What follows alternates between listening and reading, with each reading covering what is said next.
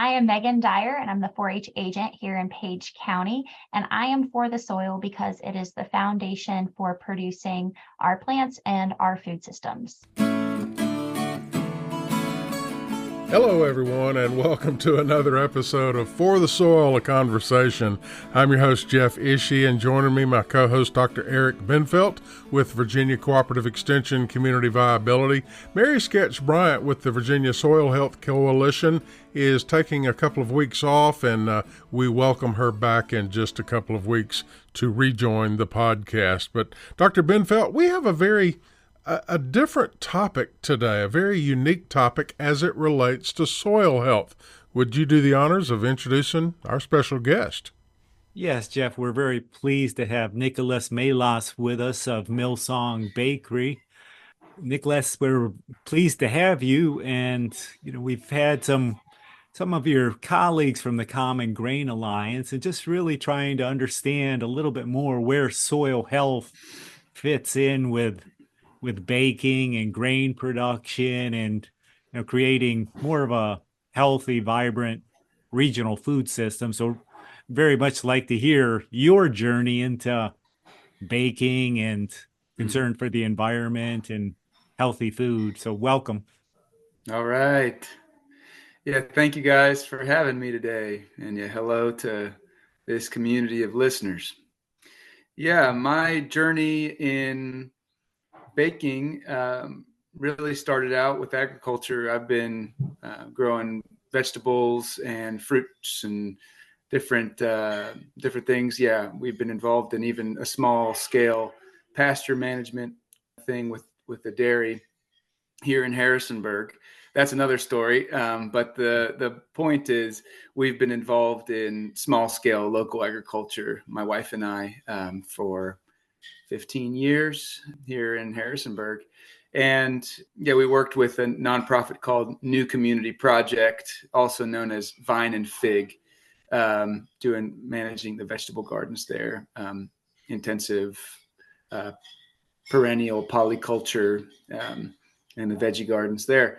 But out of that, we just were naturally homesteading. We were trying to live off the land, put up as many of our own fruits and vegetables and like I mentioned, dairy before as we could, and try to maximize our time with one another and minimize our time spent working to buy food. So we thought, let's just work to make our food. And one of my chores each week was to bake a sourdough loaf of bread.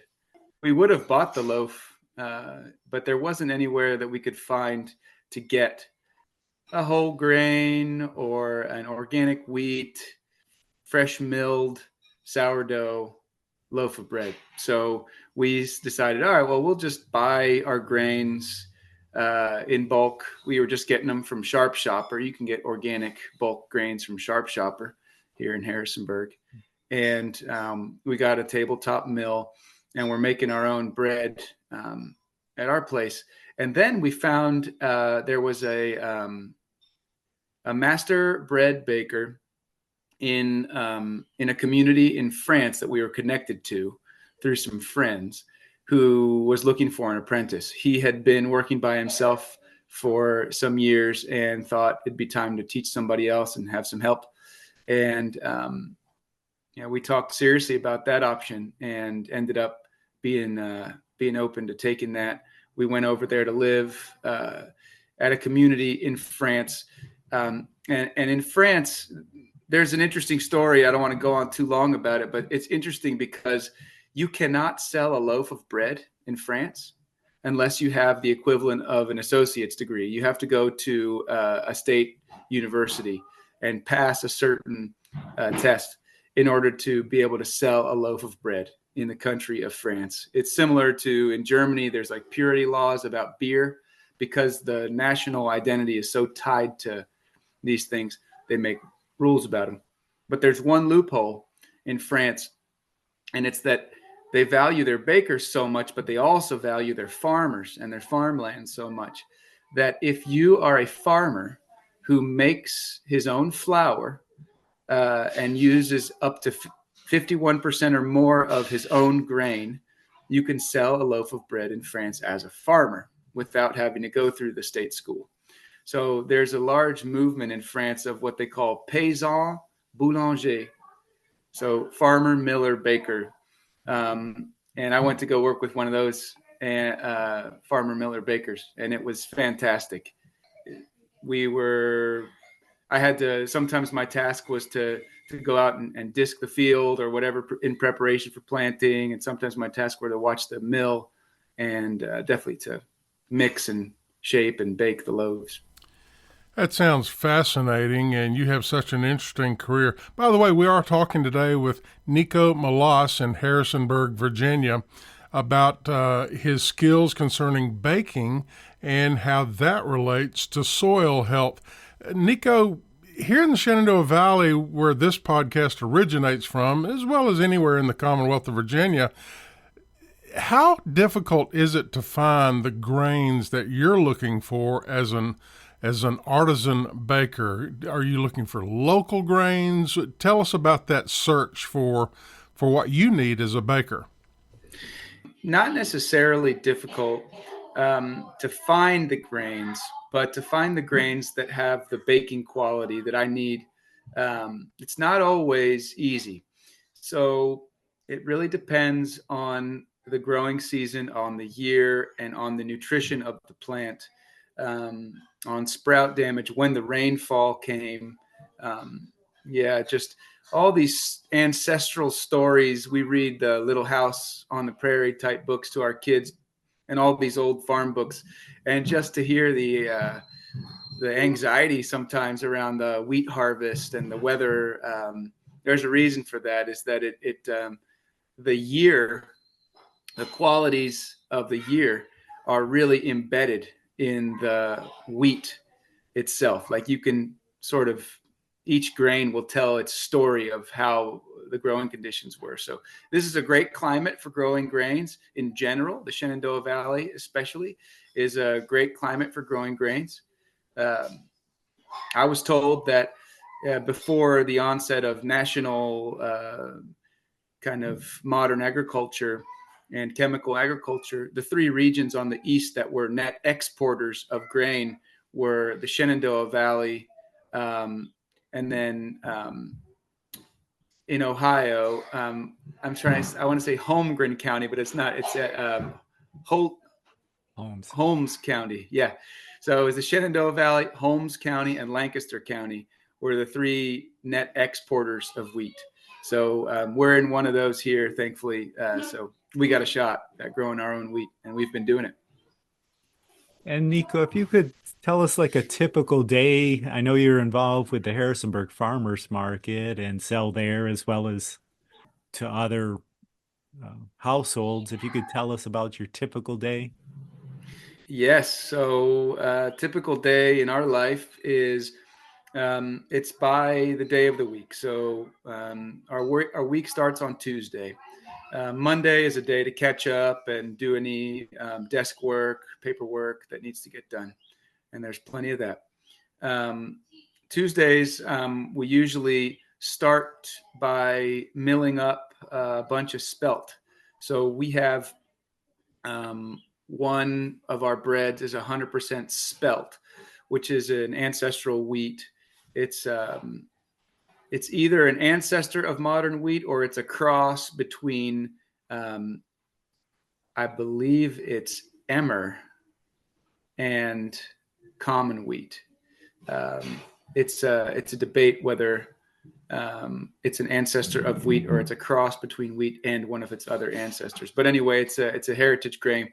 So our week starts with grinding that up. We probably need 30 kilos of that, which is about 60 pounds. And then we'll probably, today we got to get our grains tempered. So when you harvest grains, they're somewhere in the 13 to 15% moisture range. To store them, you have to dry them down below 13. Because it's quite dry in the summers here, which is one of the reasons it's good for growing grain, the wheat ends up being like 11, 10, sometimes 9% humidity. And that's no problem for making whole grain flours. But for making sifted flour, which we make some of that too, we have to temper it back up to 13, 14 range. So that requires scaling out the wheat, scaling out filtered water, and mixing them together. And yes, so that's Tuesday. We make our flour, and then Wednesday we make more flour and toast our seeds. Sometimes we make granola on Wednesdays. So yeah, we toast the seeds that are going to go into our breads so that they're more flavorful and easier to slice through. And then Thursday is a big day where we feed our sourdough starter in the morning, afternoon, and evening. And the evening feed is for the next day's mix. And Friday we mix several doughs. So that's a basic idea of our week. If anybody wants to know more specific, I'm happy to share. I could get as detailed as someone wanted to. Well, if people wanted to get a visual idea of what you do and how you do it, I might recommend a video that you were involved with. It's called Against the Grain, Beyond the Grind. I believe it was produced by Virginia Cooperative Extension and was produced within the last couple of years, so it is very recent. But listeners, if you want to see how Nico does what he does, you need to watch that video. And once again, the title is Against the Grain, Beyond the Grind. Nico, if you could talk about your involvement with that video. Yeah, so my neighbor, Phyllis Ressler, was involved in a video, I believe, about cheese, about dairy and cheese. She's a food anthropologist and a lover of good foods and a big supporter of our bakery. And she said, "Oh, these folks at Cooperative Extension, have you heard of Eric Bendfeldt?" And I've known Eric for some years, just being involved in organic veggie production and the farm to table meeting.